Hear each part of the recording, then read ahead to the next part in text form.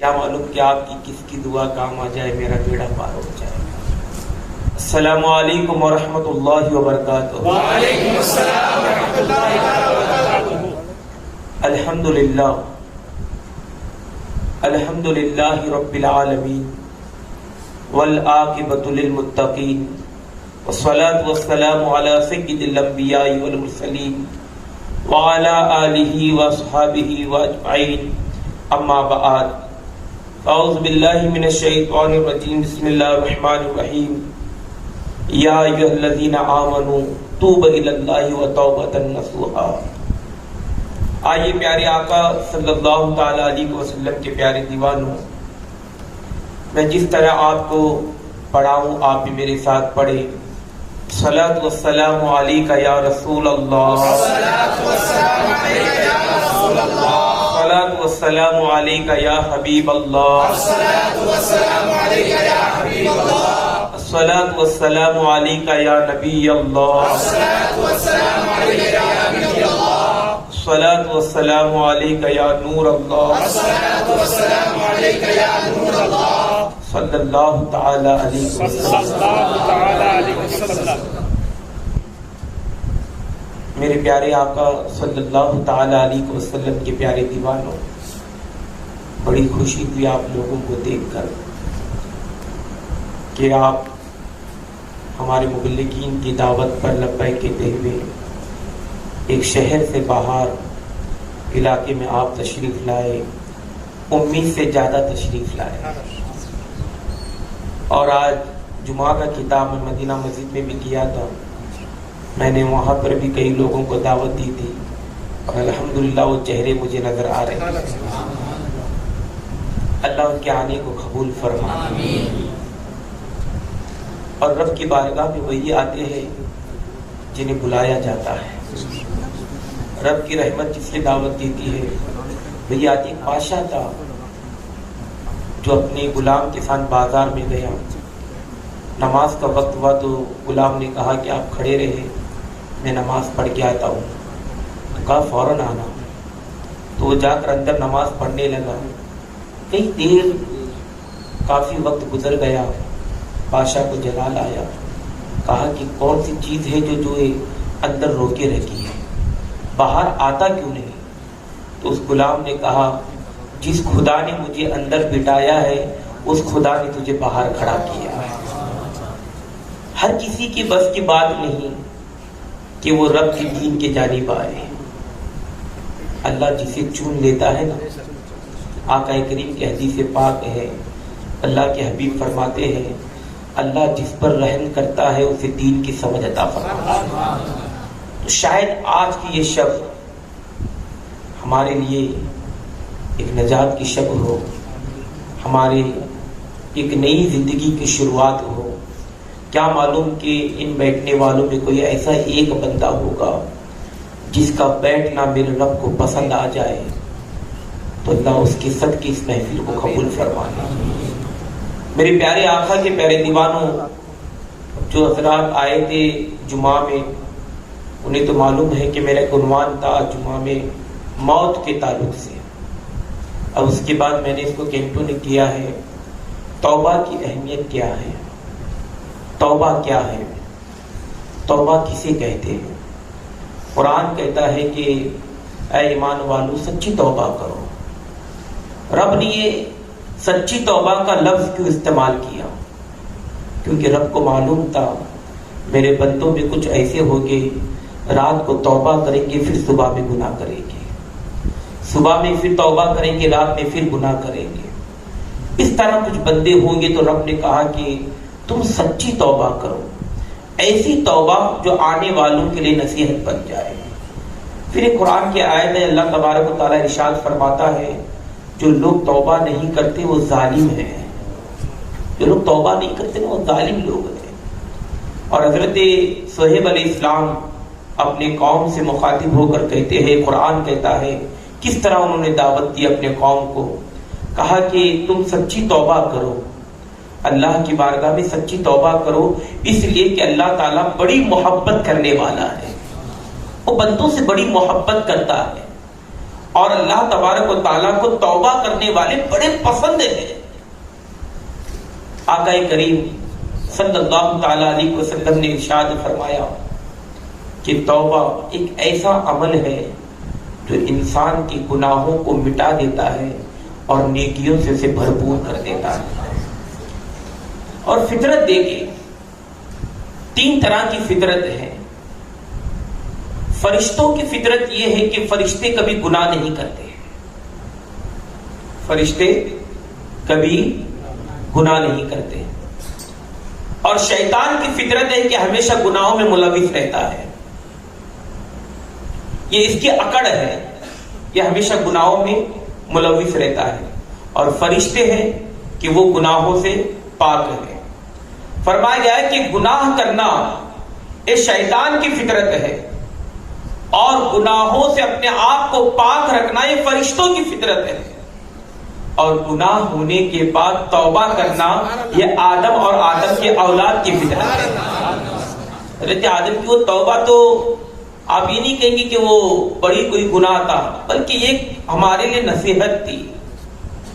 تو گویا یہ آدم علیہ السلام کے اولاد کی فطرت ہے کہ فوراً گناہ کے بعد توبہ کر لے، پھر اللہ تبارک و تعالیٰ اسے گناہوں سے پاک کر دے گا. اور فرمانے یا رسول پاک صلی اللہ تعالیٰ علیہ وسلم نے ایک حدیث بیان فرمائی صحابہ کے درمیان میں کہ ایک مثال دی. دیکھو کبھی کبھی اچھی مثالیں دی جاتی ہے تو امت کو سمجھنے کے لیے.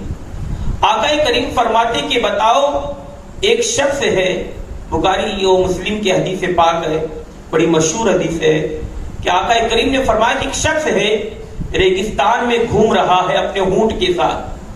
اس پر اس کا سارا سامان لادا ہوا ہے، اس کا کھانا پینا پانی ساری چیزیں موجود ہے. وہ ایک ریگستان کے علاقے میں چلا گیا جہاں پہ ریتی ہی ریتی ہے، پتہ نہیں کہ کب وہ منزل پہ پہنچے گا. اچانک وہ تھوڑی دیر کے لیے آرام کے لیے پیڑ کے نیچے بیٹھ گیا، اس کا اونٹ غائب ہو گیا، اونٹ چلا گیا. اب بتاؤ اس کے آنکھیں کھلنے کے بعد کھلی کی کھلی رہ گئی، کیونکہ اس پر پانی بھی موجود تھا، کھانے کا سامان بھی موجود تھا. وہ پریشان ہو گیا کہ اگر یہ نہیں رہے گا تو میں تو مر جاؤں گا. یہاں تک کہ اس کی آخری سانسیں وہ گننے لگا.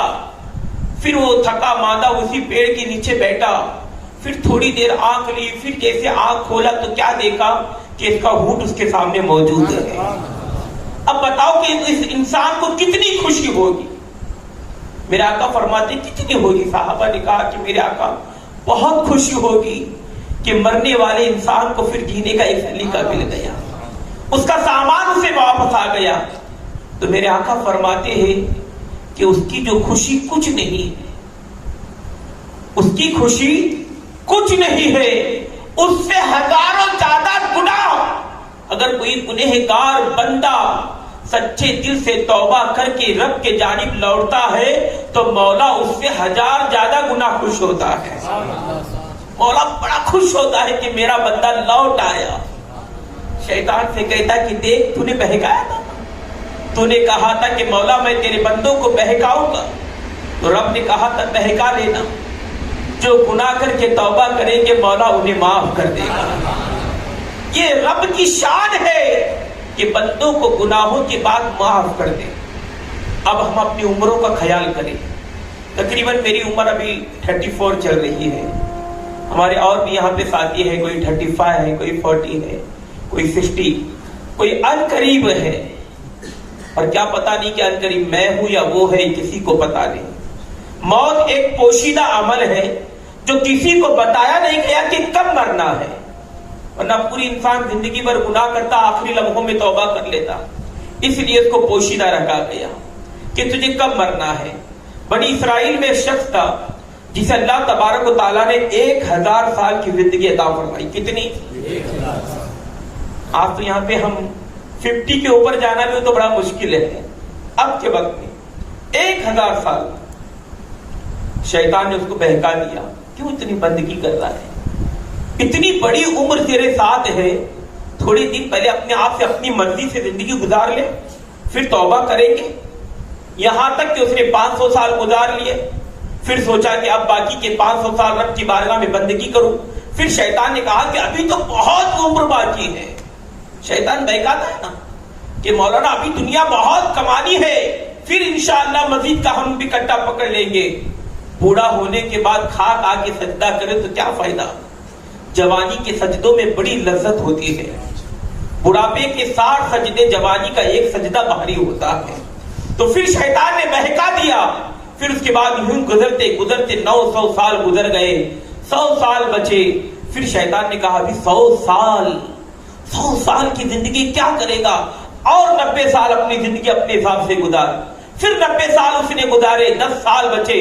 پھر شیطان نے کہا کہ ابھی تو 10 سال باقی ہے، 10 سال میں 9 سال اور گزار لے۔ 9 سال گزر گئے، 1 سال بچا، کیونکہ اب اس کی موت مقرر تھی کہ 1000 سال کے بعد اس کو یہ بشارت دی گئی تھی کہ عنقریب تجھے موت ہونے والی ہے، ایک نبی کے ذریعے سے بتا دیا گیا تھا۔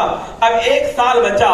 شیطان نے کہا کہ نادان، 1 سال بہت ہوتا ہے، اور اس میں 11 مہینے گناہ کر لے، اپنی مرضی سے گزار لے۔ 11 مہینے گزر گئے، 1 ماہ بچا۔ شیطان نے کہا توبہ کرنے کے لیے لمحہ بھی کافی ہے، کیوں 1 مہینہ اپنے آپ میں گواتا ہے، اس کو بھی اپنا لے اپنی زندگی کے اعتبار سے۔ اسی طرح وہ پورے 29 دن بھی چلے گئے، 1 دن بچا۔ وہ سوچ رہا تھا کہ 1 دن بچنے کے بعد بھی اس کے دل میں ابھی ارمانیں بہت باقی تھی۔ آقا کریم فرماتے ہیں، صحیح مسلم کی حدیث ہے کہ دنیا کتنی بھی کما لو، پیٹ کبھی نہیں بھرے گا۔ انسان کی پیٹ اگر بھرے گی تو قبر کی مٹی ہی بھرے گی۔ انسان کی کبھی آرزو کم نہیں ہوگی، اس کی لالچ کبھی کم نہیں ہوگی۔ اگر 2 پہاڑ اس کو سونے کے دیے جائے تو بھی وہ تیسرے پہاڑ کی آرزو کرے۔ یہی تو لالچ ہے، یہی تو دنیا کمانے کے پیچھے آج انسان بھاگے جا رہا ہے۔ کئی لوگ جو ان کی عمارتیں ابھی ادھوری رہ گئی، اس کی قبر کی عمارت پوری تیار ہو گئی، کماتے کماتے اس کا گھر مکمل نہ ہوا، پر وہ تو قبر کے حوالے ہو گیا۔ کتنا بھاگے گا انسان، کہاں تک بھاگے گا انسان؟ اس کے بعد فرما گیا کہ اس کے پاس 1 دن بچا۔ پھر اس نے خیال کیا تھوڑے ارمانے باقی ہیں، فوراً سورج ڈوبنے سے پہلے ان کو پورا کر لوں۔ اسی وہ چکر میں لگا رہا، وقت چلا گیا، توبہ کی توفیق نہیں ملی، بلکہ ایسے ہی مر گیا۔ 1000 سال کی زندگی بھی اگر انسان کو دی جائے تب بھی انسان بہانے کرتا ہے۔ میرے پیارے آقا کے پیارے دیوانوں، قرآن کہتا ہے کیا ابھی ایمان والوں کو وقت نہیں آیا کہ وہ اپنے رب کے جانب لوٹ آئے؟ کیا ایمان والوں کو بھی ہوش نہیں کہ وہ واپس اپنے رب کی طرف لوٹے؟ میرے پیارے آقا صلی اللہ تعالی علیہ وسلم کے پیارے دیوانوں، تھوڑا غور و فکر کرو، ہم اسی چکر میں اپنی زندگی کو کھوئے جا رہے ہیں۔ آج کمائیں گے، بچوں کی شادی کے بعد انشاءاللہ امید کریں گے، یہ سارے بہانے بازیاں کرتے کرتے ہم قبر کے حوالے ہو جاتے ہیں۔ شاعر نے کیا خوب کہا تھا، جمعہ نے بھی میں نے اشعار کہے تھے، فرش مکمل پہ اے سونے والے، قبر میں تجھ کو سونا پڑے گا، اپنے اعمال کا جائزہ لے ورنہ محشر میں رونا پڑے گا۔ 4 یاروں کے کندھے پہ جس دن تیری بارات نکلے گی گھر سے، 4 یاروں کے کندھے پہ جس دن تیری بارات نکلے گی گھر سے، پہن کر 1 جوڑا کفن کا تب جنازے میں سونا پڑے گا۔ جس کسی کو تو نے ستایا ان سے کہہ دینا یہ سلام، اب نہ لوٹیں گے ان کو ستانے، موت آئے تو طیبہ میں آئے۔ میرے ماں باپ بھائی برادر دیکھ کر ہنستے تھے مجھ کو پہلے، میرے مرنے کا عالم دیکھ کر اب ان کو بھی رونا پڑے گا۔ میرے پیارے آقا کے پیارے دیوانوں، موت ایک ایسی چیز ہے جو انسان کی لذتوں کو ختم کرتی ہے۔ اسی لیے میں نے جمعہ میں کہا تھا کہ موت کو کثرت سے یاد کیا کرو۔ میرے پیارے آقا کے پیارے دیوانوں، گنہگار بندہ جب گناہ کرتا ہے، رب جب ناراض ہوتا ہے تو کس طرح ناراض ہوتا ہے؟ بنی اسرائیل کا ایک واقعہ ہے، حضرت موسیٰ علیہ السلام کی قوم نے آ کر کہا اے موسیٰ بارش نہیں ہو رہی ہے، قحط سالی پڑ چکی ہے، جانور پیاسے ہیں، بچے پیاسے ہیں، لوگ پیاس سے تڑپ رہے ہیں، اگر بارش نہ ہوئی تو پھر ہمارا حال برا ہو جائے گا۔ تو موسیٰ علیہ السلام کو کہا گیا کہ موسیٰ اپنی قوم کو لو، 1000 بندوں کو لے کر ایک میدان میں جمع ہو جاؤ اور جمع ہو کر تم دعا کرو۔ جب وہ جمع ہوئے، جب دعا مانگی گئی تو اللہ تبارک و تعالیٰ نے کہا کہ موسیٰ میں تیری دعا نہیں قبول کروں گا، اس لیے کہ تجھ میں ایک ایسا بندہ موجود ہے جس سے میں نفرت کرتا ہوں، جو مجھے ناراض کیا ہے، میں اس کے سبب جو ہے تیری دعا کو نہیں قبول کروں گا۔ حضرت موسیٰ علیہ السلام نے کہا کہ مولا وہ کون ہے کہ جسے میں سے اگر نشانی بتا دے تاکہ اسی مجمع سے اسے نکال دوں تاکہ ہماری مصیبت دور ہو جائے۔ مولا کائنات نے کہا کہ موسیٰ اسے تلاش کرو اور نکالو۔ اللہ اکبر۔ موسیٰ نے کہا کہ مولا بارش عطا کر دے، بڑے بے قرار ہے، بڑے بے چین ہے۔ مولا نے کہا کہ سنو موسیٰ، جب تک وہ مجمع سے نہیں نکلے گا میں تیری دعا نہیں قبول کروں گا۔ اللہ اکبر۔ موسیٰ کو جلال آ گیا۔ موسیٰ علیہ السلام نے کہا کہ مولا تو اس کی نشانی تو بتا دے۔ اللہ اکبر۔ رب نے کہا کہ موسیٰ تو خود ان سے کہنا، اپنی قوم سے کہنا کہ جو اس میں گنہگار بندہ ہے، جو 40 سال سے اپنے زبان پہ اللہ کا نام تک نہیں لیا، کبھی خدا کو یاد تک نہیں کیا، کبھی خدا کا شکر تک ادا نہیں کیا، بلکہ کفاروں کی طرح زندگی گزارتے ہیں۔ آج بھی ہمارے معاشرے میں کئی ایسے لوگ موجود ہیں جو سال میں 3 مرتبہ عشاء کی نماز پڑھتے ہیں، وہ 3 راتوں میں ہی پڑھتے ہیں، ایک شب معراج میں پڑھتے ہیں، شب برات میں پڑھتے ہیں، شب قدر میں پڑھتے ہیں۔ اس لیے آپ کو امام بار بار بولنا ہوتا ہے یہ فرض نماز ہے، اس کے بعد سنتیں پڑھ لے، اس کے بعد نوافل پڑھ لے، کیونکہ کئی لوگوں کا معمول بن چکا ہے کہ انہیں پتا بھی نہیں کہ عشاء میں کتنی رکعتیں ہوتی ہیں۔ میرے پیارے آقا کے پیارے دیوانوں، اب ایسا بندہ جو 40 سال سے اپنے زبان پر اللہ کا نام تک نہیں لیا، اللہ اکبر۔ حضرت موسیٰ نے کہا کہ کوئی بھی جو ہے اس مسجد سے، اس علاقے سے نکل جائے، اس مجمع سے نکل جائے، اس کی نحوست کی وجہ سے رب تعالیٰ جو ہے بارش عطا نہیں کر رہا ہے۔ اللہ اکبر۔ اب کون بھلا اٹھے گا؟ اب اس مجمع میں اگر میں کسی کو بولوں کہ کوئی اٹھ جائے تو لوگ کہیں گے کہ یار میں اٹھوں تو میرا پردہ فاش ہو جائے گا، لوگ جان لیں گے کہ میں کتنا بڑا گنہگار ہوں، میرے سبب جو ہے کئی لوگ جو ہے مجھ پر مار پیٹنے کے لیے آ جائیں گے اور کئی لوگ مجھے ختم کر دیں گے کہ تیری نحوست کی وجہ سے اللہ نے ہمیں بارش روکے رکھی ہے۔ وہ خاموش رہا۔ پھر اللہ تبارک و تعالیٰ نے کہا اے موسیٰ اب اس کا نام لے لے، اب کہہ دے کہ اگر نہیں نکلے گا تو نام لے کر نکالا جائے گا۔ اب پھر موسیٰ علیہ السلام نے کہا کہ سنو، جو بھی بندہ ہے وہ نکل جائے، اگر نہیں نکلے گا تو نام لیا جائے گا۔ آج اپنے ہم گناہوں پہ پردے ڈالے ہیں، میرے رب کا شکر ادا کرو۔ اے جوانوں، ہم نے اتنے گناہ کیے ہیں، اگر ہمارے گناہ ہمارے ماں باپ کو ہی پتا چل جائے نا، ہم ماں باپ کو منہ دکھانے کے قابل تک نہیں ہوگے۔ ماں باپ بڑی شان سے کہتے نا یہ ہمارے بیٹے ہیں، یہ ہمارے بچے ہیں۔ اگر وہ ماں باپ کے سامنے ہمارے گناہ کھل جائے نا کہ ہم نے نہ جانے کتنی بچیوں پر غلط نگاہیں ڈالی ہے، نہ جانے ہم نے شادی شدہ عورتوں کی کتنے ناجائز تعلقاتوں کو ہمارے نوجوانوں نے جوڑا ہے، نہ جانے کتنے سود کے پیسوں سے ہمارے کاروبار چلتے ہیں، نہ جانے ہم نے کتنے لوگوں پر ظلم ڈھائے ہیں۔ اگر صرف ماں باپ کو پتا چل جائے تو ماں باپ کو منہ دکھانے کے ہم قابل نہیں ہوتے۔ تھوڑا سوچو کہ میدان محشر میں رب کی بارگاہ میں جب کھڑے رہیں گے، وہ لوگ جو اچھا گمان ہمارے لیے رکھتے ہیں، جو لوگ جو ہمارے لیے کتنی تعریفیں کرتے ہیں، اگر اس میدان محشر میں رب کی بارگاہ میں اگر ہمارے اعمال کھل جائیں گے تو بتاؤ کہ ہمارا حال کیا ہوگا۔ لوگ کہیں گے کہ تو ہم تو آپ بڑا اچھا سمجھتے تھے، تمہارے اندر اتنی خامیاں ہیں۔ شکر مانو میرے اللہ کا جس نے اب تک ہمارے اوپر پردے ڈالے ہیں، جس نے اب تک ہمارے پائبوں کو چھپایا ہے۔ کوئی شخص ہمیں ناراض ہوتا ہے تو اپنی دعوت میں نہیں بلاتا، کوئی شخص اگر ناراض ہو جائے ہمیں چہرے سے چہرہ نہیں ملاتا، پر میرے رب پہ قربان چلے جاؤ، ہمارے اتنے گناہ ہونے کے باوجود بھی وہ ہمیں مسجد میں سجدہ کرنے کی توفیق عطا کرتا۔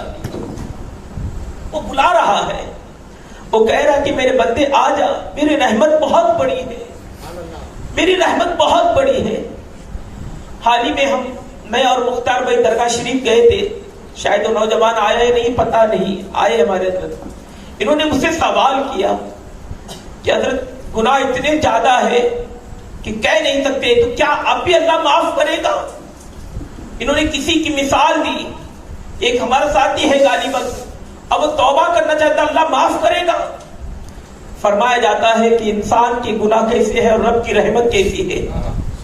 سمندر میں انگلی ڈباؤ جتنا پانی انگلی کو لگتا ہے وہ انسان کے گناہ ہے، اور جتنا باقی سمندر ہے وہ میرے رب کی رحمت ہے۔ ہمارے گناہ بہت چھوٹے ہیں۔ حدیث پاک میں آتا ہے کہ اللہ کے حبیب فرماتے ہیں کہ رب کہتا ہے میرے غضب کو میری رحمت نے ڈھانک رکھا ہے، میری رحمت نے غضب کو ڈھانک رکھا ہے۔ میرا بندہ آخری وقت بھی اگر وہ سچی توبہ کر لے تو میں سے وہ مقام عطا کروں گا کہ لوگ اس کے ولی وسیلے دعائیں مانگا کریں گے۔ کیا اللہ والوں کی ذات آپ نے نہیں دیکھی؟ کیا حضرت بشر رافی رحمت اللہ تعالیٰ نے کیا آپ نے زندگی نہیں دیکھی؟ وقت کے سب سے بڑے شرابی، آپ شراب پیا بھی کرتے، بیچا بھی کرتے، خریدا بھی کرتے، بنایا بھی کرتے۔ ایک وقت ایسا آیا کہ بس رب کے نام کی تعظیم کی، اللہ کی بارگاہ میں رب نے کہہ دیا کہ جاؤ بشر سے کہہ دو وقت آ گیا ہے، جس نے میرے نام کی عزت کی اللہ اس کے گناہوں کو معاف کرنا چاہتا ہے۔ آپ نے توبہ کر لی، آج بغداد شریف کے اندر آپ کا آستانہ موجود ہے۔ آج لوگ ان کی بارگاہ میں جا کر وسیلہ دے کر دعائیں مانگتے ہیں۔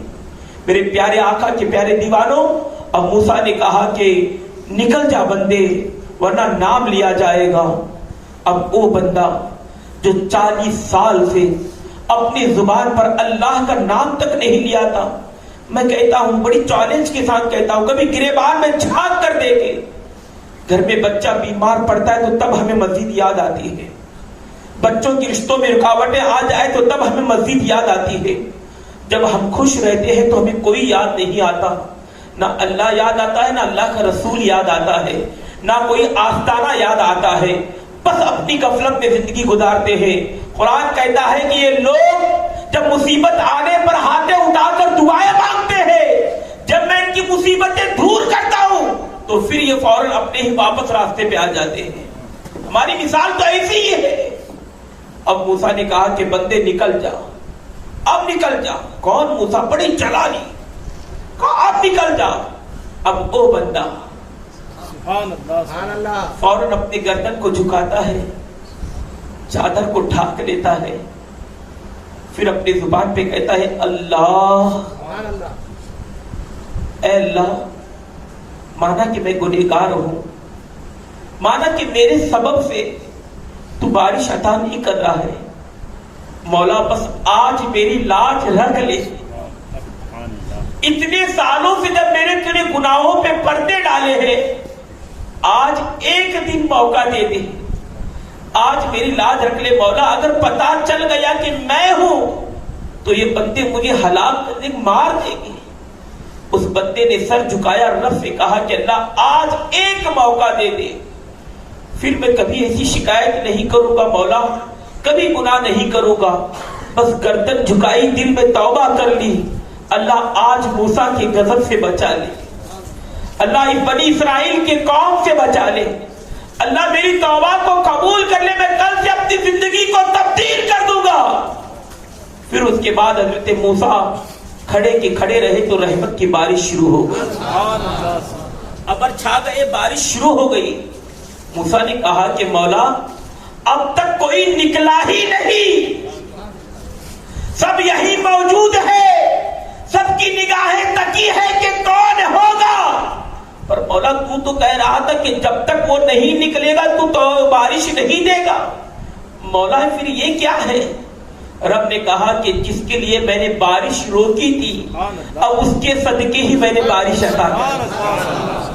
اے موسیٰ، اب جو جس کے لیے میں نے اپنی رحمت کو روکا تھا اس کے آنسوؤں کے 2 قطروں نے میری رحمت کو جنبش دے دی اور وہ میرے جو محبوب بن گیا۔ اب موسیٰ یہ اسی کی صدقے میں نے بارش عطا کر دی۔ موسیٰ نے کہا کہ اللہ وہ کون ہے، مجھے دکھا دو صحیح۔ رب نے کہا کہ مولا جب اتنے سالوں سے میں نے پردے ڈال کے رکھے ہیں اب کیسے اسے ظاہر کروں؟ جب میں نے گناہوں کے بدلے اسے ظاہر نہیں کیا تو نیکیوں کے بدلے کیسے اب ظاہر کروں؟ اللہ اکبر۔ میرے پیارے آقا کے پیارے دیوانوں، ایک کبھی کبھی موڑ آتا ہے انسان کی زندگی میں، انسان اگر اس مصیبت کے وقت میں اگر خالص اپنے رب کی محبت میں توبہ کر لے، اللہ اکبر، یاد رکھو ہم نے کبھی محبت الہی میں، اللہ کی محبت میں کبھی آنسو نہیں بہائے. یہ 2 قطرے بہا کر دیکھو، انشاءاللہ میدان پر یہ 2 قطرے بہت بھاری ہو جائیں گے. کبھی رب کی محبت میں بہاؤ. اللہ کی محبت کیا ہے؟ ایک حدیث پاک یاد آئی. اللہ کے حبیب صلی اللہ علیہ وسلم جنگ کے میدان سے کچھ قیدیوں کو لائے جس میں عورتیں بھی تھی غالباً. اس عورت کا ایک بچہ کھو گیا. وہ ہر بچے کو تلاش کر رہی تھی کہ اس کا بچہ کہاں ہے. تو ایک دیوانی کی طرح اپنے بچے کو تلاش کر رہی تھی. جو بھی بچہ ملتا اسے سینے سے لگا لیتی. اللہ اکبر. اس کے بعد رسول پاک ارشاد فرماتے ہیں صحابہ کیا بتاؤ یہ عورت اپنے بچے کو اپنے ہاتھوں سے آگ میں ڈال سکتی ہے؟ کہا کہ نہیں. اتنی ممتا والی عورت اپنے بچے کو کیسے آگ میں ڈال سکتی ہے؟ اللہ اکبر. میرے آقا فرماتے بس یہ عورت ہے، اس سے کروڑا زیادہ میرا رب اپنے بندے سے محبت کرتا ہے. میدان محشر یہی ہوگا. میرے پیارے آقا صلی اللہ تعالی علیہ وسلم کے پیارے دیوانوں، آپ بنی اسرائیل کے واقعات کو اگر نکال کر دیکھیں گے تو آپ کو پتا چلے گا کہ توبہ کرنے والوں نے کیسی توبہ کی ہے. ایسی توبہ کی، ایسی توبہ کی کہ اللہ نے آج ان کی توبہ ہمارے لیے جو آنے والوں کے لیے نصیحت بنا دی. اسی لیے تو قرآن کہہ رہا ہے کہ ایسی توبہ کرو اگلوں کے لیے نصیحت بن جائے. میرے پیارے آقا صلی اللہ تعالی علیہ وسلم کے پیارے دیوانوں، رب کا شکر ادا کرو کہ مولا نے کتنا کرم فرمایا ہے، مولا نے کتنا رحم فرمایا ہے. میں آج جمعہ میں بھی اس بات کو کہہ دیا کہ ایک ہمارے درمیان ایسا معاملہ گزرا کہ جس میں لوگ پل پل میں انتقال کر گئے. نہ جانے کئی لوگ ہمارے درمیان سے چلے گئے. اللہ کا شکر ادا کرو کہ ایسے ماحول میں بھی اللہ نے ہمیں سلامت رکھا ہے. میرے پیارے آقا صلی اللہ تعالی علیہ وسلم کے پیارے دیوانوں، ایک بزرگ تھے جن کے بدن سے خوشبو آیا کرتی تھی. آپ کپڑے کے شاید تاجر بھی تھے. میں نے ایک واقعہ پڑھا ہوا تھا. غالباً بدن سے خوشبو آتی تھی تو لوگ کہتے تھے کہ آپ ایسے تو لگتے نہیں کہ اتنا قیمت والا جو آپ خوشبو استعمال کریں، تو آپ کے بدن میں خوشبو کہاں سے آتی ہے؟ وہ ہر بار کسی نہ کسی کو ٹال کر چلے جاتے تھے. چلے کچھ لوگ ہوتے ہیں اپنی حقیقت کو بیان نہیں کرتے. آخر کوئی دیوانہ مل ہی گیا. کہا کہ آپ کیسے آپ کے بدن میں خوشبو آتی ہے؟ بزرگ نے کہا کہ میں کپڑے کی دکان میں کام کیا کرتا تھا. بڑا حسین تھا، بڑا خوبصورت تھا. ایک خاتون آئی کپڑے لینے کے لیے. اس کی نیت تبدیل ہو گئی مجھے دیکھ کر. اس نے میرے مالک سے کہا کہ اس نوجوان کو میرے محل بھیجو کپڑے دے کر، میں پھر وہاں سے رقم لوٹاتی ہوں. تو میں غلام تھا. اب جیسے مالک کہے گا مجھے جانا پڑے گا تو میں نکل پڑا. جوان تھا، حسین تھا، جوانی میرے شباب پر تھی. اس وقت میں چلا گیا تو اس جو بیوی یعنی جو محل کی رانی تھی اس کی نیت تبدیل ہو گئی. اس نے کہا کہ جو مانگے گا میں دینے کے لیے تیار ہوں، بس شرط ہے کہ میری آرزو کو پوری کر دے. نوجوان تھا، دل میں اللہ کا ڈر موجود تھا. نوجوان کہنے لگا کہ یہ 4 کمرے تو دروازے بند ہو چکے ہیں پر میرا رب ہر طرف دیکھتا ہے. اللہ ہر لمحہ بندے کو دیکھتا ہے. یہ خیال اگر دل سے نکل جائے تو پھر انسان گناہ کرتا ہے. اگر یہی خیال اگر دل میں موجود رہے کہ میرا رب ہر لمحہ دیکھتا ہے اور ظاہری میں بھی دیکھتا ہے، باطن میں بھی دیکھتا ہے، ہماری تنہائیوں کو بھی دیکھتا ہے، ہماری راتوں کو بھی دیکھتا ہے، ہمارے جنگلوں کے درمیان میں رہ کر عیاشی کرنا بھی دیکھتا ہے، اس کی نگاہوں سے کوئی نہیں چھپا ہے، اس کی رحمت کی نگاہوں سے کوئی پوشیدہ نہیں ہے. وہ جانتا ہے کہ کون کا بندہ کیا گناہ کر رہا ہے. ایک قیامت کے دن یہ ساری چیزیں ہمارے لیے گواہی پیش کریں گے. میرے پیارے آقا صلی اللہ تعالی علیہ وسلم کے پیارے دیوانوں، اب وہ بزرگ کہتے ہیں کہ میں اپنے آپ کو بچانے کی بہت کوشش کیا پر ممکن نہیں تھا کہ میں باہر نکل سکوں. تو پھر میں نے کہا کہ اگر اجازت ہو تو میں بیت الخلا جانا چاہتا ہوں. تو اس نے کہا اچھی بات ہے، یہی میرے کمرے میں چلے جا. تو نوجوان اندر گیا رب کی محبت میں. کہا کہ اللہ اس گناہ سے بچا لے، میرے اندر اتنی طاقت نہیں کہ قیامت کے دن میں تجھے منہ دکھا سکوں۔ تو پھر اس نے کیا کیا، وہاں کی گندگی کو لے کر وہ بدن پہ لگانا شروع کر دیا۔ کیوں؟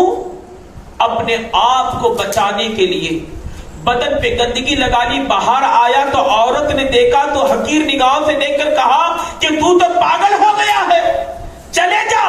فوراً اس کو محل سے باہر ہکالا گیا۔ نوجوان باہر پڑا، رب کا شکر ادا کیا کہ اللہ تیرا شکر ہے کہ میں اتنے بڑے گناہوں سے بچ گیا۔ پھر ایک تالاب میں چلا گیا، پھر جا کر وہاں پر اپنے بدن کو صاف کیا، صاف کر کے وہیں پہ اپنے آپ کو بدن کو ڈبکی لگا کر باہر نکلا۔ اب اس کے بدن سے بدبو نہیں بلکہ خوشبو نکل رہی ہے۔ توبہ کی ایک نشانی ہے، جب بندہ سچی توبہ کرتا ہے وہ کسی چیز کو بھی ہاتھ لگا لے اللہ اسے برکتوں میں مالا مال کر دیتا ہے۔ فضل بن عیاض، آپ کیا جانتے ہیں ان کے بارے میں؟ اللہ اکبر، آپ ایک وقت کے بزرگ بھی ہیں۔ سفیان ثوری جیسے لوگ آپ کے شاگردوں میں شمار ہوتے ہیں۔ فضل بن عیاض جو ہے ایک ڈاکو تھے، لوگوں کا مال لوٹا کرتے تھے، مال لوٹ کر، اور آپ کے پاس رحم دلی بھی تھی۔ جو سب سے زیادہ غریب رہتا نا اس کا مال نہیں لوٹتے تھے بلکہ اس کو چھوڑ دیتے تھے۔ ایک دن آپ مال لوٹ رہے تھے، ایک شخص قرآن کی تلاوت کرتے کرتے کہتا ہے وہی آیت، کیا اب وقت نہیں آیا کہ ایمان والے اپنے رب کے جانب لوٹ جائے؟ آپ کے کانوں پر جیسے یہ آواز پہنچی تو آپ نے فوراً کہا ہاں وقت آ گیا ہے کہ ایمان والے واپس لوٹے۔ پھر آپ نے اپنے سارے غلاموں سے کہا کہ سب کا مال لوٹا دو، ہم نے جن جن لوگوں کا مال لوٹا ہے ان کو واپس کر دو، اور جس سے آپ نے بدتمیزی کی ان سے جا کر معافی طلب کیا، اور سب کچھ آپ نے لٹا دیا۔ ایک یہودی کے پاس پہنچے، یہودی نے کہا کہ تمہارے پاس تو اب کوئی ایسی دولت ہے ہی نہیں جو میرا مال لوٹا سکے، اب تم کیا کرو گے؟ کہا کہ بس مجھے معاف کر دو۔ کہا کہ معاف کرنے کے ایک ہی شرط ہے، سامنے جو ریتی کا ٹیلا دیکھ رہے ہو، ریتی کا پہاڑ ہے، اس ریتی کے پہاڑ کو یہاں سے اٹھاؤ اور ادھر کر دو تو ہی میں تمہیں معاف کروں گا۔ تو آپ نے کہا اچھی بات ہے۔ پوری رات آپ اپنے ہاتھوں سے ریتی لیتے ادھر ڈالتے، تقریباً آپ نے تھوڑا ڈالا، ایک طوفان آیا، ایسے طوفان آیا کہ ریتی خود بخود وہاں سے نکلی اور آ کر ادھر بیٹھ گئی۔ اب یہ سچی توبہ کر چکے تھے، اپنے دل میں پورا ایک دم مکمل طور پر ایک پکا ارادہ کر چکے تھے کہ اب کے بعد کسی کا مال نہیں لوٹا جائے گا۔ اس کے بعد اس نے کہا کہ اب تم نے تو رات میں پورا ٹیلا یہاں سے یہاں اٹھا کر رکھ دیا۔ اب یہودی بھی توریت پڑھ چکا تھا، اب وہ جانتا تھا کہ جو لوگ توبہ کرتے ہیں ان کے ہاتھوں میں کیا کمال ہوتا ہے۔ کہا کہ میں نے قسم کھائی تھی کہ یار کہ جب تک تیرے ہاتھوں سے میرا مال نہیں لوں گا میں تجھے معاف نہیں کروں گا۔ اب تیرے پاس تو مال ہے نہیں تو اب تو مال کیسے لوٹائے گا؟ ایسے کر کے میرے تکیے کے نیچے میرے پیسوں کی تھیلی ہے، اس کو نکال کر میرے ہاتھ میں رکھ دے تاکہ میری قسم پوری ہو جائے۔ حالانکہ مال کس کا ہے؟ یہودی کا ہی ہے، بس تجھے وہاں سے نکالنا ہے اور نکال کر میرے ہاتھ میں دینا ہے۔ کون سا بڑا کام ہے؟ آپ نے اس کے تکیے کے نیچے ہاتھ ڈالا اور وہ تھیلی کو نکالا، اس کے ہاتھ میں دے دیا۔ یہودی کھول کر دیکھ کر کہنے لگا کہ اے یار اب مجھے بھی کلمہ پڑھا، میں بھی مسلمان ہونا چاہتا ہوں۔ کہا کہ کیا میری اس ایمانداری کو دیکھ کر؟ کہا کہ نہیں، میں نے توریت میں پڑھا تھا کہ جو لوگ سچی توبہ کرتے ہیں اگر وہ مٹی کو بھی ہاتھ لگائے تو اللہ سونا بنا دیتا ہے۔ یار میں نے جو اپنی تہلی جو تکیے کی نیچے رکھی تھی اس میں پیسہ نہیں رکھا تھا بلکہ میں نے اس میں ریتی بھر کے رکھا تھا۔ میں دیکھنا چاہتا تھا کہ تیری توبہ سچی ہے یا نہیں۔ جیسے ہی تو نے ہاتھ لگایا تو مولا نے اس ریتی کو سونا بنا دیا۔ سچی توبہ کی یہ توفیق ہوتی ہے، جب بندہ سچی توبہ کرتا ہے نا تو الحمدللہ ایک روٹی میں بھی اس کا گھر چل پڑتا ہے. انسان اگر جو گناہ کرتا رہتا نا تو اس کے کھانے کی لذت اڑ جاتی ہے، گھروں سے برکت نکل جاتی ہے، چہرے سے نور نکل جاتا ہے، معاشرے میں سکون نہیں رہتا، گھروں میں سکون نہیں رہتا، میاں بیوی کے درمیان میں نا اتفاقیاں ہوتی ہے. میرے پیارے آقا صلی اللہ تعالی علیہ وسلم کے پیارے دیوانوں، گناہوں میں بے قراری ہے، سکون نہیں ہے. تو اب ہمیں ضرورت ہے ہم اپنے گناہوں کو یاد کریں. کسی کو بتانے کی ضرورت نہیں ہے. آقا کریم کے بارگاہ میں ایک شخص آیا، آ کر کہنے لگا کہ حضور میں نے گناہ کیا ہے. ان سے زنا ہو چکا تھا. رسول پاک نے کہا کہ سننے کے بعد کہا کہ شاید تو شراب پی کر آیا ہوگا، چلے جا توبہ کر لے. پر وہ نہیں مانا. 4 مرتبہ اپنی زبان سے دورہ دیا تو اب اس پر قانونی جو ہے شریعت اس پر جو ہے فائز ہوتی ہے اور اس کو جو ہے اسے سزا کیا جاتا ہے. تو گویا رسول پاک نے فرمایا کہ توبہ کر. توبہ ایک ایسا عمل ہے، اگر آپ عربی میں نہیں کہہ سکتے تو بس اتنا کہے، اللہ تو مجھے معاف کر، اللہ تو مجھے معاف کر. دن بھر آپ جتنی بار کہہ سکتے ہو اتنی بار کہنے کی عادت بنا لے. انشاءاللہ تعالی یہ عمل ایسا رہے گا، اللہ رزق میں بھی برکت عطا فرمائے گا، نعمتوں میں بھی برکت عطا فرمائے گا. کون سی نعمت؟ آپ یہی کہ اللہ اگر میں نے تیری نعمتوں کی صحیح استعمال نہیں کیا ہے اللہ تو معاف کر. اللہ تو نے دی ہوئی زندگی کو اگر میں نے صحیح نہیں گزاری اللہ تو مجھے معاف کر. اگر بندہ بار بار اگر یہ الفاظ اپنی زبان سے کہتا رہے، اللہ تو مجھے معاف کر، اللہ تو مجھے معاف کر، یقین مانو میرا رب وہ رب ہے جب بندہ بار بار کہتا ہے تو مولا پھر اسے گناہوں سے پاک کر دیتا ہے. میرے پیارے آقا کے پیارے دیوانوں، شرط ہے کہ سچی توبہ کریں. آپ اتنی زندگی تو اکثر حضرات میں گزار چکی ہے. میں یہی کہہ رہا تھا کہ کسی کی 40 سال 50 سال 60 سال اب گزر چکی ہے، نہ جانے کب ہم موت کے حوالے ہو جائے. آؤ اپنے رب کی جانب لوٹے، اپنے رب کی بارگاہ میں آئے، سچی توبہ کر لے. آج کی رات اپنے آپ کو تنہائی میں تھوڑا بیٹھ کر تھوڑا خیال کرے کہ آپ نے کیا کیا گناہ کیے ہیں، ہم نے کون کون سے گناہ کیے ہیں. جو گناہ ہمیں یاد آئے گا فوراً کہے کہ اللہ تو معاف کر دے، اللہ تو کریم ہے تو کرم کرنے والا، اللہ تو رحیم ہے تو رحم فرمانے والا. مولا تو نہیں معاف کرے گا تو بھلا کون معاف کرے گا. میرے پیارے آقا کے پیارے دیوانوں، بنی اسرائیل کا ایک نوجوان ایسا شخص تھا کہ جس نے بے شمار گناہ کیے تھے تو رب نے کہا کہ موسیٰ اسے اپنے بستی سے نکال دو ورنہ پوری بستی کو الٹ دیا جائے گا. تو حضرت موسیٰ علیہ السلام نے اسے خود اپنے ہاتھوں سے پکڑ کر نکال دیا کہ تو یہاں سے نکل جا ورنہ یہ بستی پلٹ دی جائے گی. اللہ اکبر. وہ پہاڑوں میں جا کر رہنے لگا، ویران علاقوں میں جا کر رہنے لگا. اس کے بعد اس نے سچے دل سے کہا، اے اللہ تو کریم ہے، اللہ تو معاف کرنے والا ہے، مولا تو معاف کر دے، اللہ میرے گناہوں کو بخش دے. یہاں تک کہ وہ بیمار پڑ گیا اور اسی میں انتقال بھی کر گیا. جب اس کی موت واقع ہوئی تو پھر مولا نے موسیٰ سے کہا، موسیٰ فلاں پہاڑی میں چلے جاؤ، میرا ایک نیک بندہ ہے، اس کو لاؤ، اس کے نماز جنازہ پڑھاؤ اور اسے دفن کر دینا. حضرت موسیٰ علیہ السلام گئے، جب جا کر دیکھا تو یہ وہی جوان ہے کہ جسے اپنے ہاتھوں سے نکالا تھا.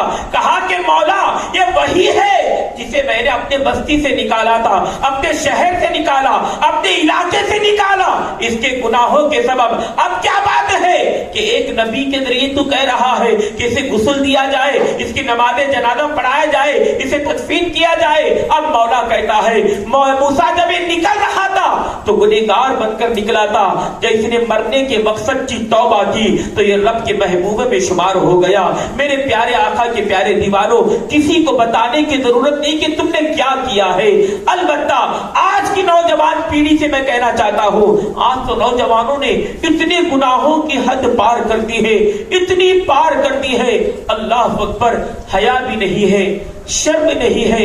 پہلے کے بزرگوں سے ہم سنتے ہیں کہ جب کوئی بزرگ حضرات آتے رہتے تو نوجوان وہ راستے کو تبدیل کر لیتے، اس راستے پہ کھڑے نہیں ہوتے تھے. آج باپ کی عمر کا ایک شخص آ رہا ہے تو جوان اس کے سامنے سگریٹ پھونکتا نظر آ رہا ہے.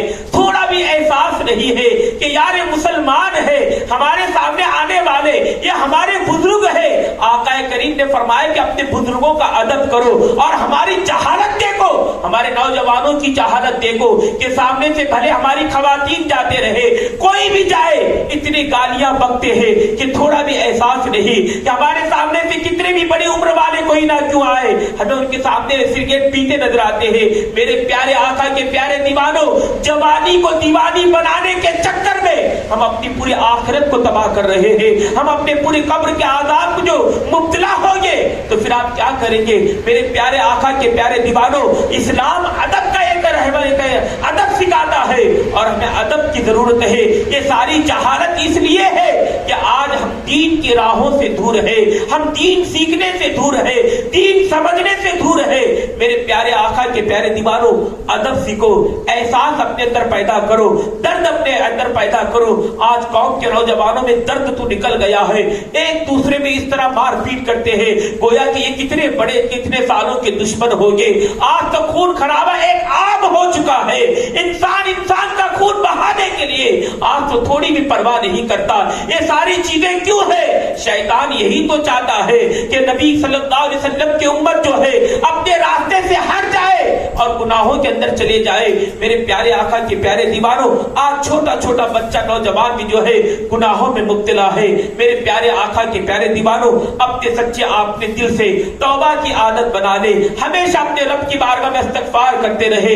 ہمیشہ نبی پاک صلی اللہ علیہ وسلم حضرت اما عائشہ فرماتی ہے کہ آقا کریم جب شعبان کا مہینہ شروع ہوتا تو راتوں کو تنہائی میں اٹھ کر رویا کرتے تھے، رب کی بارگاہ میں استغفار کیا کرتے تھے کہ اللہ کے حبیب نے کوئی گناہ کیا؟ معاذ اللہ نہیں۔ یہ اپنے امت کو درس دیا کہ میری امتیوں رب کو راضی کرنا ہے تو ایسی مبارک راتوں میں بیٹھا کرو۔ یہ وہ راتیں ہیں کہ جن میں اللہ تبارک و تعالی اپنے بندوں سے کہہ رہا ہے کہ آسمان سے پکار کر کہنے والے کہتے ہیں ہے کوئی آج کی رات جو اپنے گناہوں سے توبہ کر لے تو اسے معاف کر دیا جائے، ہے کوئی آج کی رات جو اولاد مانگے اسے اولاد دیا جائے، ہے کوئی جو رزق مانگے اللہ اسے روزی عطا کرے۔ میرے پیارے آقا کے پیارے دیوانوں، اللہ تبارک و تعالیٰ کی رحمت ہمیشہ بندوں کے لیے عام ہے، شرط ہے کہ ہم اپنے آپ کو بدلے، ہم نے اپنے آپ کو تبدیل کرے۔ اب آپ کہیں گے کہ مولانا میں اکیلا سدھروں تو کیا ہوگا؟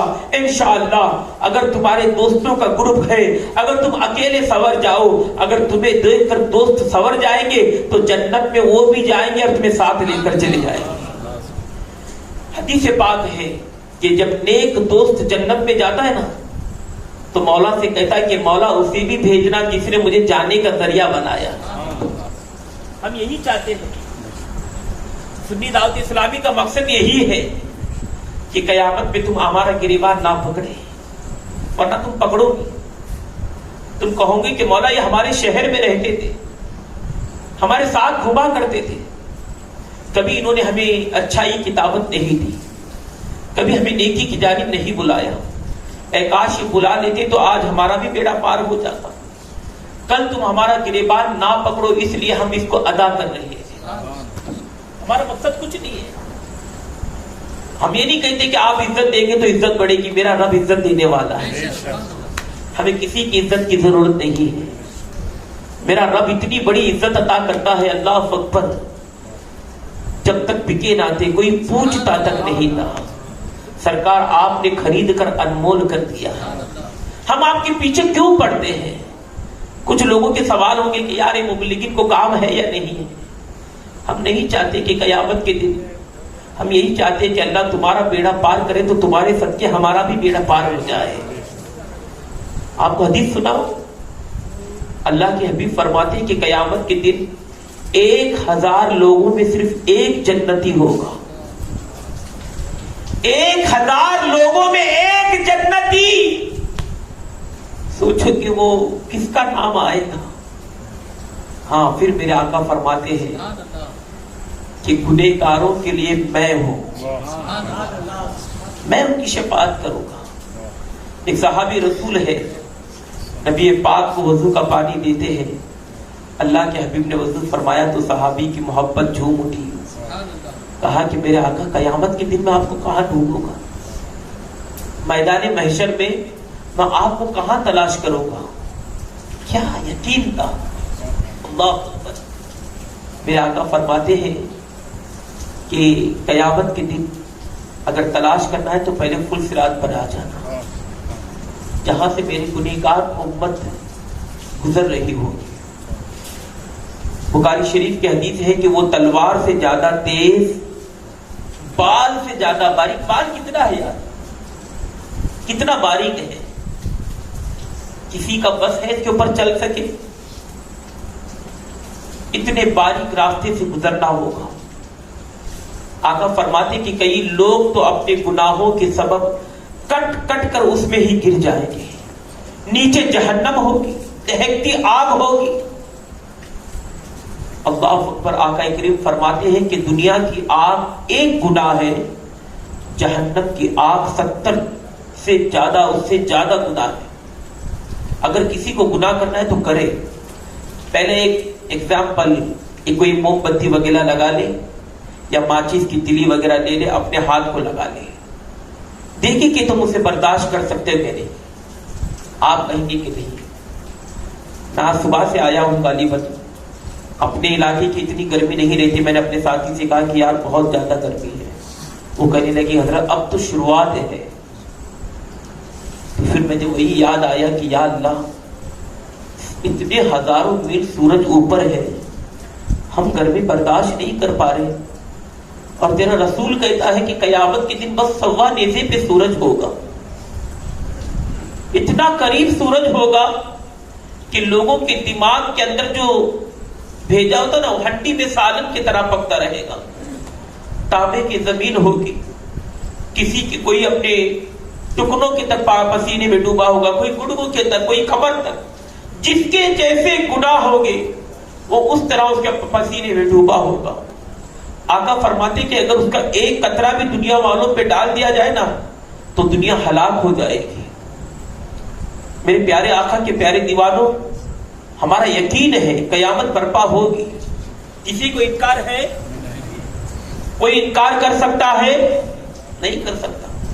میدان محشر کا یہ عالم ہوگا، نفسی نفسی کا عالم ہوگا، ہر ایک اپنے اعمال کے سبب۔ قرآن کہتا ہے کہ وہ دن یاد کرو جس کے ہیبت سے عورتوں کے عمل حمل گر جائے گی، بچے بوڑھے ہو جائیں گے، جس کے ہیبت سے۔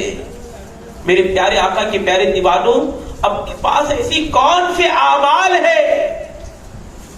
لوگ اپنے آپ کو بڑا سکسیس سمجھتے کہ میں تو کامیاب ہو گیا۔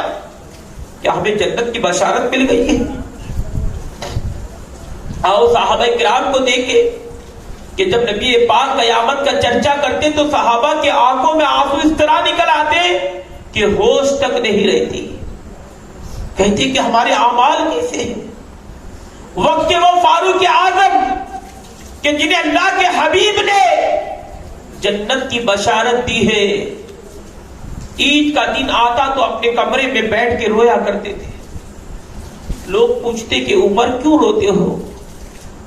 کہا کہ آج عید کا دن ہے۔ کہتے کہ میرا عید تو اس دن ہوگی جب دنیا سے ایمان کی حالت میں جاؤں گا۔ آج ایمان کا تو ٹھکانہ ہی نہیں ہے۔ اللہ کے حبیب نے فرمایا کہ جس نے شراب کا ایک قطرہ، ایک گھٹ پی لیا، اس کے دل سے ایمان چلا جاتا ہے، کسی کو پرواہ نہیں ہے۔ ایمان کیا چیز ہے کسی کو احساس ہی نہیں ہے۔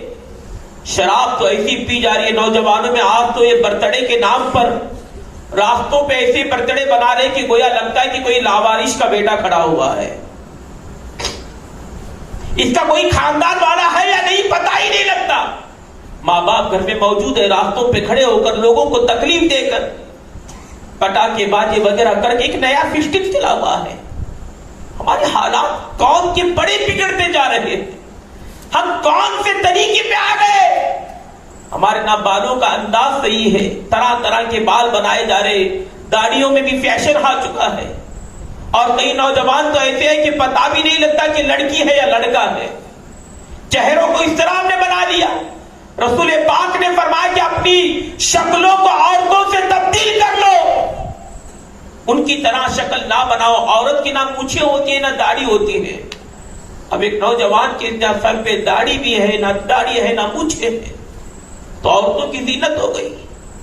میرے پیارے آقا صلی اللہ علیہ وسلم کے پیارے دیوانوں، قیامت کا منظر بڑا کٹھن منظر ہے۔ آقا کریم صلی اللہ تعالی علیہ وسلم نے ارشاد فرمایا، جہنم میں نے کچھ ایسے بھی لوگوں کو دیکھا، اللہ اکبر، کہ جن کے سروں کو کچلا جا رہا تھا۔ پوچھا گیا یہ کون لوگ ہیں؟ کہا کہ یا رسول اللہ یہ وہ لوگ ہیں جو دنیا میں کبھی رب کی بارگاہ میں سجدہ نہیں کیا کرتے تھے۔ تو میرے پیارے آقا کے پیارے دیوانوں، آپ قبرستان جاتے ہوں گے، شاید جاتے ہیں نا؟ جاؤ تو تھوڑا اپنی بھی قبر دیکھ لینا، اپنا بھی ٹھکانہ دیکھ لینا۔ تمہارا بھی وہی ٹھکانہ ہے، سب کو وہیں جانا ہے۔ بہلول دانا کا میں نے واقعہ آج بیان کیا، پھر بھی سن لیں۔ بہلول ایک مرتبہ ہاتھ میں تھیلی لے کر نکلے، چور آیا، آپ کی تھیلی لے کر بھاگنے لگا۔ اب بتاؤ، جب کوئی آپ کی کوئی چیز اگر اٹھا لے تو آپ اس کے پیچھے بھاگتے کہ کہاں جاتے ہو؟ تو جب وہ بھاگنے لگا تو بہلول بھی پیچھے ہو گئے؟ نہیں، بلکہ وہ اس طرح بھاگ رہا تھا، بہلول اس طرح بھاگ رہے تھے۔ کوئی ہماری تمہاری طرح دیوانہ کھڑا ہوا تھا، کہنے لگا کہ بہلول کیا کرتے ہو، چور کے پیچھے بھاگو، تھوڑی یہاں کیوں بھاگ رہے ہو؟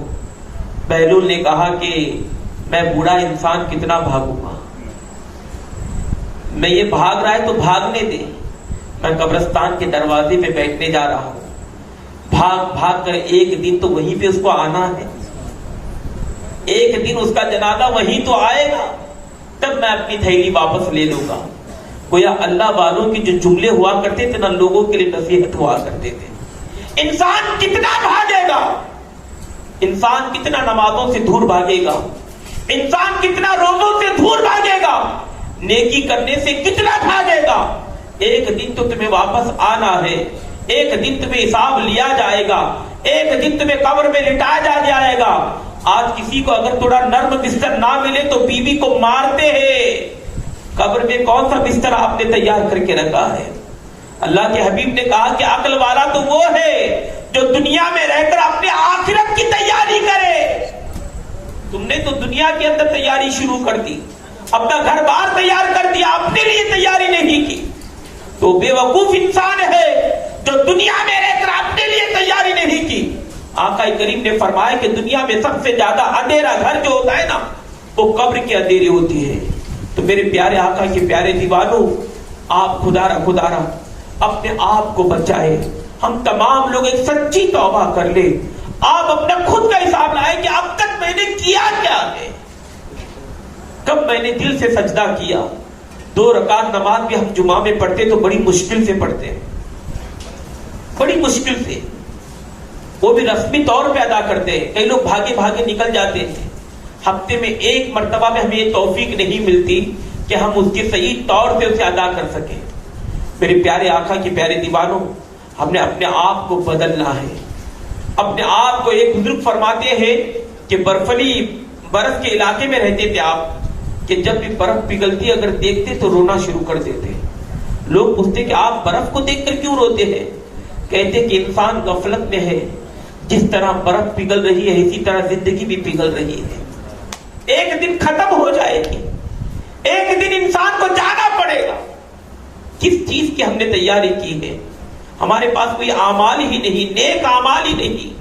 میرے پیارے آقا کے پیارے دیوانوں، قبر میں جانے سے پہلے کچھ ایسے اعمال بناؤ، ایسی نیکیاں تو پیدا کرو کہ جس کے سبب اللہ تبارک و تعالی ہمیں بخش دے، بچی ہوئی زندگی مولا کے بارگاہ میں پیش کرے گی کہ مولا ہم نے غفلت میں گزاری تھی، بس تھوڑی سی نیکیاں ہیں مولا، ہمیں ان نیکیوں کے سبب جنت نہیں چاہیے، ہماری بندگی کے سبب ہمیں جنت نہ دے، اگر جنت دینا ہی ہے تو تیرے فضل سے عطا کر دے۔ ایک شخص تھا بنی اسرائیل کے اندر، 400 برس عبادت کی۔ آقا فرماتے کہ جب وہ رب کی بارگاہ میں پیش ہوگا تو مولا کہے گا کہ میرے بندے کو میرے فضل سے جنت عطا کر دو۔ اب وہ کہتا ہے کہ مولا جب اتنی عبادت کیا ہوں تو پھر تیرے فضل کی کیا ضرورت ہے؟ جب اتنی عبادت کیا ہوں تو تیرے فضل کی کیا ضرورت ہے؟ میں نے 400 برس تک عبادت کی ہے۔ تو مولا کہے گا کہ فرشتوں اس کی نیکیوں کو پلے میں رکھ دو، پھر کہے گا کہ اس کی آنکھیں میں نے جو عطا کی ہے ان آنکھوں کو ایک پلے میں رکھ دو۔ پھر دیکھا جائے گا، جب تولا جائے گا تو نیکیوں کا جو پلہ جو ہوتا ہے وہ ہلکا پڑ جائے گا، آنکھوں کی نعمت وزن ہو جائے گی۔ مولا کہے گا کہ سن، تو کہہ رہا ہے کہ تیری عبادت میں نے جو تجھے نعمت عطا کی ہے نا، ایک آنکھ کی نعمت بھی تو نے ابھی برابر عبادت نہیں کی ہے. بدن میں کتنے ایسے اعضاء ہیں. دل ایک دن میں 1,30,000 مرتبہ دھڑکتا ہے ایک دن میں. اگر آپ 1,00,000 مرتبہ ہی پکڑ لیں، ایک دن میں 1,00,000 مرتبہ دل دھڑکتا ہے. ڈائلیسس ان لوگوں کو پوچھے جو ایک بار ڈائلیسس کراتے ہیں تو کتنا خرچ آتا ہے. دن میں تقریباً 23 سے 25 مرتبہ ہمارا خون فلٹر ہوتا ہے. میرے رب کی نعمتوں کو گنتے جاؤ.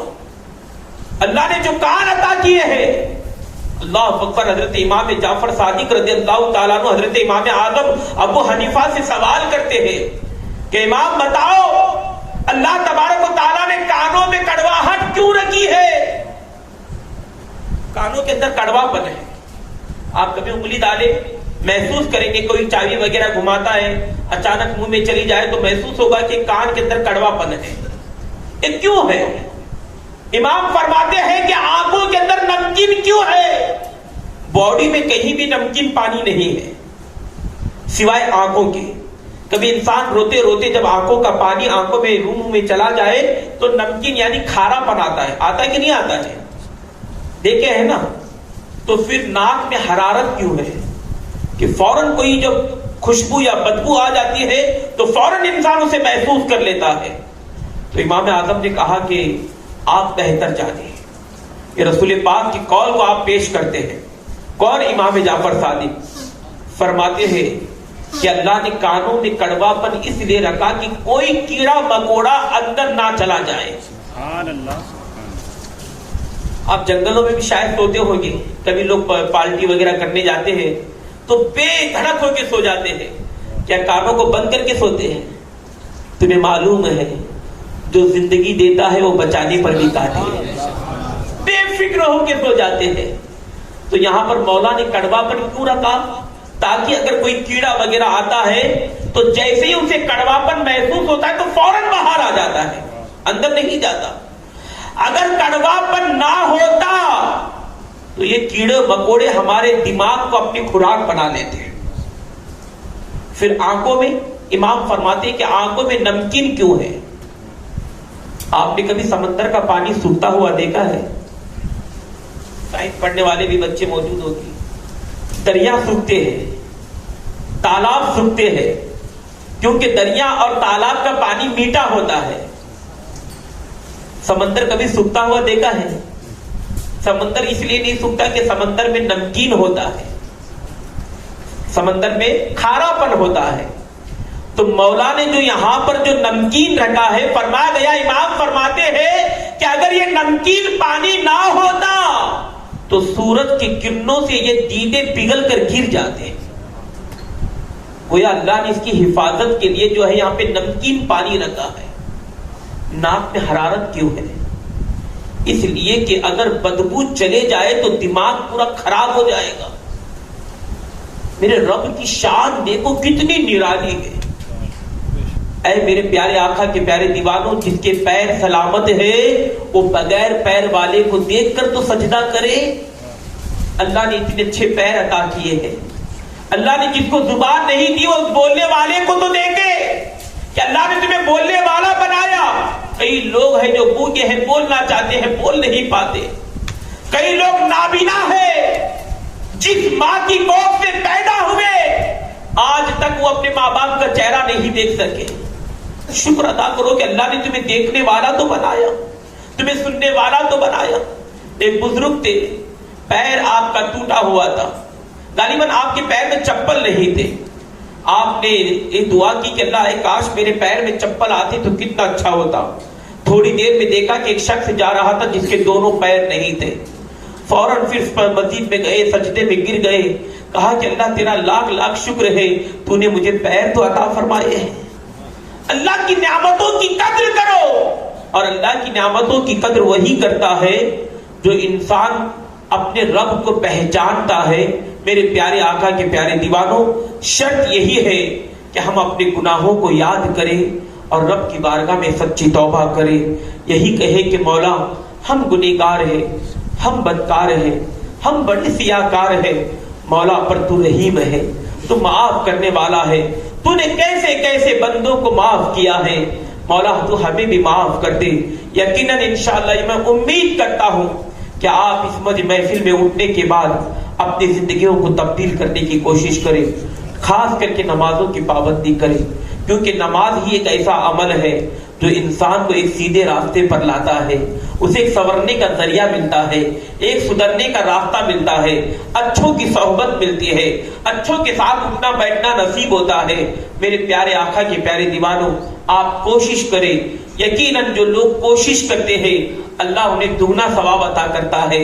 جو لوگ قرآن پڑھتے ہیں نا تو کوئی رک رک کے پڑھتا ہے تو ان پڑھنے والوں سے رک پڑھنے والے کو ڈبل ثواب دیا جاتا ہے، کیونکہ وہ کوشش کر رہا ہے۔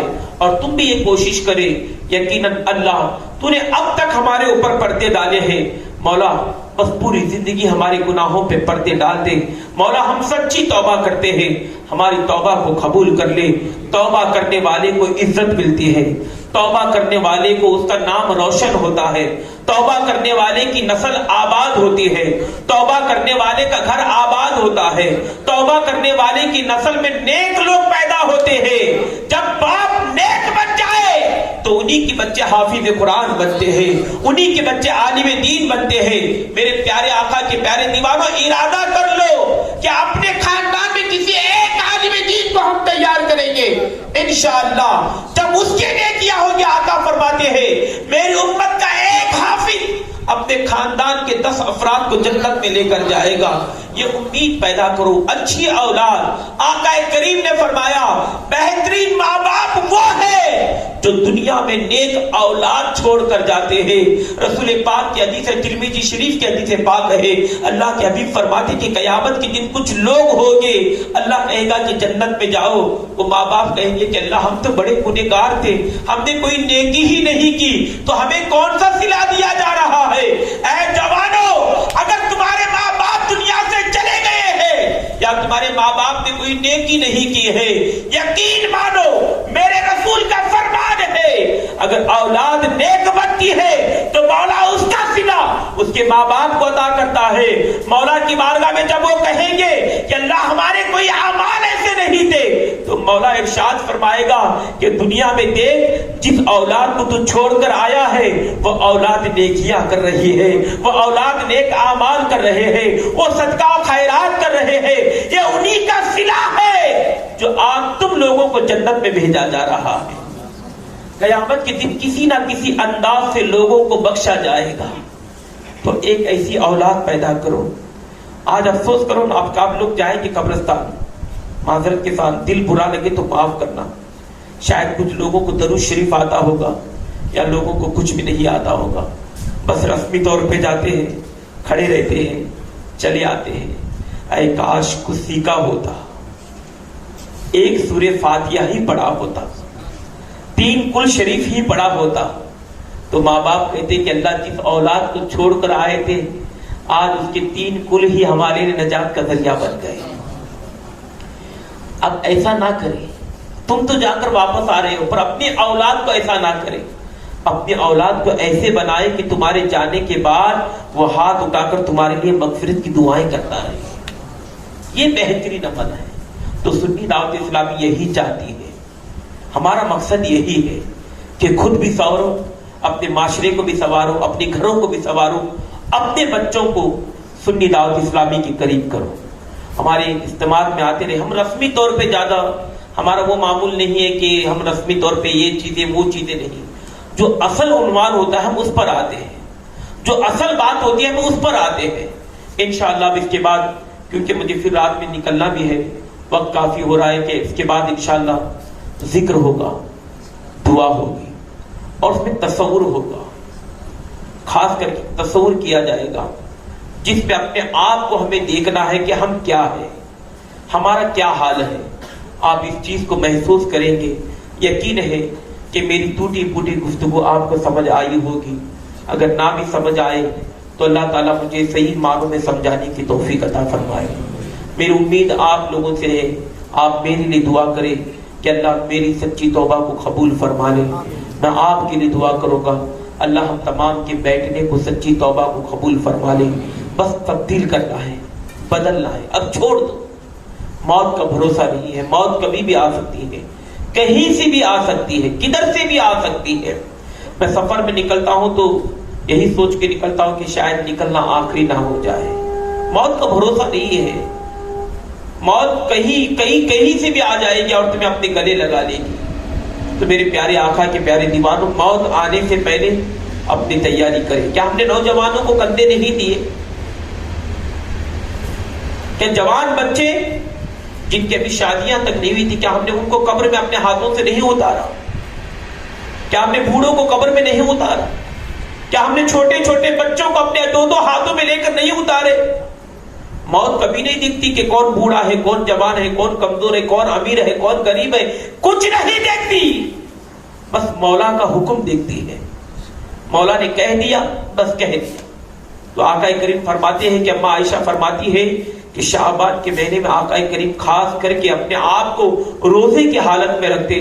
جب آقا سے پوچھا گیا میرے آقا کیوں، میرے آقا فرماتے ہیں کہ یہ وہ شعبان ہے جس میں بندوں کے اعمال رب کی بارگاہ میں پیش کیے جاتے ہیں.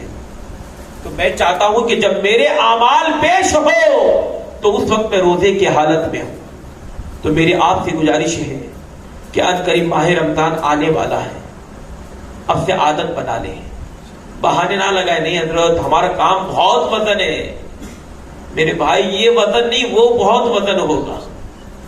قیامت کا ایک دن 50,000 سال کا ایک دن ہوگا. 50,000 سال کا ایک دن. اس وقت تمہارے کوئی بہانے نہیں دے کے جائیں گے. عادت بنا لے. نوافل کے روزے ہیں، شعبان کے آپ کے پر کوئی فرض نہیں ہے. ایک عادت کے لیے کہہ رہا ہوں، 1-2-4 روزے رکھ لے، برداشت کرے. میں کہاں تک برداشت کر سکتا ہوں؟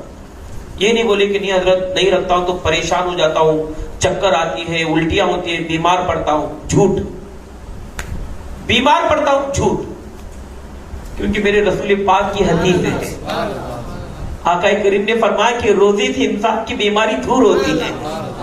اب میں تمہاری مانوں کہ میرے آقا کی مانوں؟ میرے آقا نے جو کہہ دیا کہ روزے سے بیماریاں دور ہوتی ہے، بیماری نہیں آتی. ہم جو کہہ رہے بہانے ہیں. میرے پیارے آقا کے پیارے دیوانوں، آپ اسی امید پر روزہ رکھیں. شاید ہو سکتا ہے کہ زندگی بھر نہیں رہے کہ یہی آخری سال ہمارا ہو جائے. امید سے رکھے. ہاں البتہ اگر آپ کو زیادہ تکلیف ہو رہی ہے، کوئی آپ پہاڑی علاقے میں تو نہیں رہتے ہیں کہ کوئی آس پاس نہ ہو، کوئی جنگل کے علاقے میں تو نہیں رہتے کہ لوگوں کوئی ملنے والا نہیں ہو. روزہ رکھے. اگر تکلیف حد سے زیادہ ہو رہی ہے تو فوراً اپنے امام سے رابطہ کر لے، کسی ساتھی سے فون لگا لے کہ یار اتنی زیادہ تکلیف ہو رہی، کیا روزہ توڑ سکتا ہوں؟ اگر انہوں نے کہہ دیا کہ ہاں اگر یہ عزت میں توڑ سکتے ہو تو توڑو، پھر اس کی قضا رکھ لو. پر نا امید نہ بنے، کوشش تو کرو، عادت تو بنا لو. انشاءاللہ جو عادت بناتے ہیں پھر اللہ تعالیٰ ان کے لیے ہر راستے آسان کر دیتا ہے. کوشش تو کرو. ورنہ قیامت کے دن روزے فرض ہے، رمضان کے روزے فرض ہے. اس کی تعلق سے پوچھا جائے گا. میں نے کہا فرض ایک قرض ہے، نہیں ادا کرو گی تو پوچھا جائے گا. نمازوں کے تعلق سے پوچھا جائے گا، روزے کے تعلق سے پوچھا جائے گا، زکات کے تعلق سے پوچھا جائے گا، حج کے تعلق سے پوچھے. فرض ہے، فرض کو ادا کرنا ہی ہے. تو اس میں کوئی بہانے نہ لگائے، بلکہ اسی امید سے رکھے میرے آقا میں بیمار ہوں، بس تمہاری زبان پہ روزہ رکھ رہا ہوں، اللہ میری بیماری کو دور فرمائے. اسی امید پر آپ روزہ رکھنے کی کوشش کریں. شعبان کی آج کی جو رات ہے بڑی مبارک رات ہے. آقا کریم فرماتے کہ جبریل میرے گھر آئے، مجھ سے کہا کہ اللہ کے حبیب آپ باہر چلے، جنت البقیع میں جا کر ہاتھ اٹھا کر ان مردوں کے لیے آپ جو ہے مرنے والوں کے لیے مغفرت کی دعا فرمائے. تو اللہ کے حبیب گھر سے نکلے، ان کے لیے دعا فرمائے. تو گیا قبرستان جانا اور ہاتھ اٹھا کر دعا کرنا. بخاری کے یہ الفاظ ہے کہ جبرائیل نے کہا کہ حضور آپ آسمان کے جانب ہاتھ اٹھائے، ہاتھ اٹھا کر دعا کرے. تو گویا قبرستان میں جا کر ہاتھ اٹھا کر دعا کرنا یہ نبی کی سنت ہے. آپ جا کر اپنے مرحومین کے لیے سارے ثواب کرتے رہے ان کے لیے. اور یاد رکھو میں نے کہا کہ شعبان میں انسان کے اعمال پیش کیے جاتے ہیں. آقا کریم نے فرمایا کہ اور ایک وقت ہے عصر کا وقت. عصر میں بھی انسان کے اعمال پیش کیے جاتے ہیں. ہر جمعرات کو بھی اعمال پیش کیے جاتے ہیں. تو گویا آپ ایسے وقت میں، اسی لیے تو کہا جاتا ہے کہ نبی پاک ہفتے میں 2 روزے خاص کر کے رکھا کرتے تھے اور مہینے کے 3 روزے نبی پاک رکھا کرتے تھے. بخاری مسلم کی حدیث ہے اللہ کے حبیب جو ہے جب چاند پوری طرح گول ہوتا ہے اس وقت میں 14, 15, 16 یہ 3 دن کا جو معاملہ ہے آقا کریم روزے رکھتے اور فرماتے جس نے 3 روزے رکھے اللہ اسے سال بھر روزے رکھنے کا ثواب عطا فرماتا ہے. اس لیے روزے. اور آقا کریم نے فرمایا کہ کوئی نوجوان ہے خواہشات بڑھ رہے ہیں گناہوں کی جانب ذہن جا رہا ہے، اگر وہ شادی کر سکتا ہے تو فوراً شادی کر لے. اگر شادی رکھنے کے اسباب نہیں ہے، اتنی طاقت نہیں ہے تو وہ روزے رکھے، اس لیے کہ روزے رکھنے سے نفس کمزور ہو جاتا ہے. تو میرے پیارے آقا کے پیارے دیوانوں، آنے والے ماہ رمضان کا بھی ابھی سے آپ جو انشاءاللہ اس کی تیاری شروع کریں، اپنے گھروں میں عادت بنا لیں. اور کل کا جو روزہ ہے بڑی مبارک روزہ ہے، بڑی فضیلت والا روزہ ہے. آپ اس کو نہ چکائیں بلکہ اس کو رکھنے کی کوشش کریں. اللہ تعالیٰ اپنے حبیب کے صدقے ہم تمام کو سچی توبہ کرنے کی توفیق عطا فرمائے. اللہ اپنے حبیب کے صدقے ہم تمام کو نیکی کرنے، نیکی سے محبت کرنے کی توفیق عطا فرمائے. اب آئیے میرے پیارے آقا کے پیارے دیوانوں، وقت بڑا مختصر ہمارے درمیان میں ہے، لائٹ بند کر دی جائے. جو حضرات کھڑے ہیں وہ قریب سے قریب ہو کر بیٹھے. آپ یہ نہ سوچیں کہ آپ کے آجو باجو کون بیٹھا ہے، بس تم ہو، تمہارا خدا ہے.